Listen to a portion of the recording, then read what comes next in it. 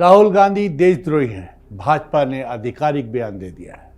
विश्व की सबसे बड़ी पार्टी भाजपा के प्रवक्ता संबित पात्रा ने आधिकारिक रूप से एक प्रेस वार्ता में राहुल गांधी को देशद्रोही कह दिया और इस संबंध में देश के सामने कई सबूत भी रखे।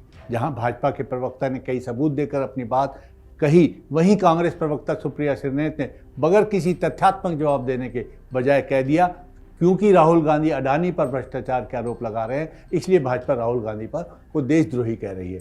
यह वक्तव्य कितना हास्यास्पद लग रहा है। भाजपा अपने आरोप के सबूत दे रही है और देश की सबसे पुरानी पार्टी कांग्रेस राहुल गांधी पर लगे आरोप का तथ्यात्मक बचाव करने के बजाय इसे अडानी पर लगे आरोप से जोड़कर अपनी सोच का दिवालियापन ही जाहिर कर जनता में राहुल के देशद्रोही वाले संदेह को पुख्ता ही कर रही है। मैं कांग्रेस और राहुल का विदेशी हाथों की कठपुतली बन देश को अस्थिर करने के प्रयास अपने लेखों में कई बार लिख चुका हूं, जिसको आज भाजपा ने प्रेस वार्ता कर खुलासा कर दिया।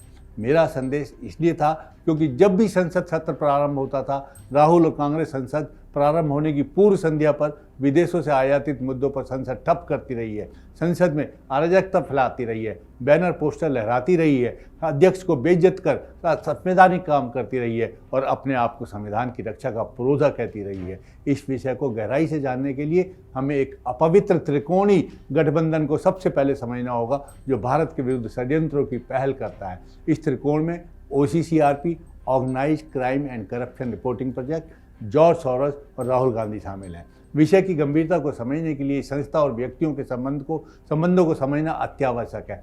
OCCRP स्वतंत्र पत्रकारों का एक संगठन है जो 2007 में कहने को तो विश्व भर में अपराध और भ्रष्टाचार को उजागर करने के लिए बनाया गया था, लेकिन इसका असली काम अमेरिकी डीप स्टेट के साथ मिलकर दुनिया भर के चयनित देशों में अव्यवस्था और अराजकता फैलाकर अपने कुटिल स्वार्थों को पूरा करना है। यह अपने आप को स्वतंत्र संगठन कहता है, जबकि इतनी बड़ी संस्था चलाने के लिए 70% पैसा एक ही कड़ी से आता है। इसे त्रिकोण का दूसरा किरदार जॉर्ज सोरोस है, जिसकी संस्था ओपन सोसाइटी फाउंडेशन उपरोक्त संस्था को 70% आर्थिक मदद करती है और बाकी मदद डीप स्टेट से आती है। जिस संस्था को एक ही जगह से मदद आती हो वह निष्पक्ष कैसे हो सकती है, और वह भी ऐसे व्यक्ति से जो भारत की वर्तमान सरकार को अपदस्थ करने की कसम खाकर बैठा हो। त्रिकोण का तीसरा किरदार राहुल गांधी है, जो अपनी काबिलियत के बल पर मोदी जी को हराने में बार बार असफल हो रहा है, लेकिन सोरोस जैसे व्यक्तियों से भी हाथ मिलाने को भी आतुर रहता है, जो भारत को अस्थिर करना चाहते हैं। सोरोस और राहुल का गहरा संबंध दिखाने के लिए 2-3 उदाहरण ही काफ़ी हैं। सालिश शेट्टी सोरोस द्वारा संचालित ओपन सोसाइटी फाउंडेशन का उपाध्यक्ष है और राहुल की भारत जोड़ो तोड़ो यात्रा में राहुल के गलबैयाँ करते हुए चल रहा था।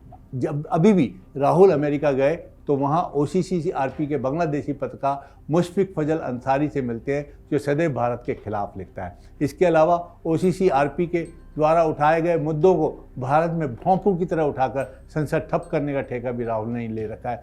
इससे साबित होता है कि यह त्रिकोण भारत को अस्थिर करने के लिए फेविकोल की तरह जुड़ा हुआ है। नेशनल हेराल्ड केस के भ्रष्टाचार में जब सोनिया गांधी और राहुल गांधी फंसे तो इसी संस्था ने लिख दिया कि माँ बेटे का केस राजनीति से प्रेरित है। ब्राज़ील ने जून 2021 में जब कोवैक्सीन की $3024 मिलियन की डील तोड़ी तो उसके बाद जुलाई में इस संस्था ने एक आर्टिकल लिखा और उसके बाद राहुल ने भारतीय कोवैक्सीन पर हंगामा खड़ा कर दिया। 18 जुलाई को इस संस्था ने पेगासिस का मुद्दा उठाया और राहुल ने 19 जुलाई को देश भर में इस पर हंगामा कर संसद ठप कर दी।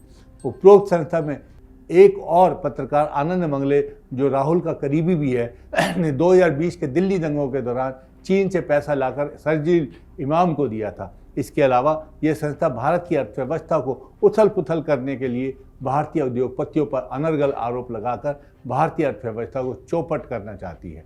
इन आरोपों का सीधा जवाब देने के बजाय कांग्रेस मंडली कह रही है हम क्योंकि अडानी पर प्रश्न पूछ रहे हैं, तो भाजपा राहुल पर आरोप लगा रही है।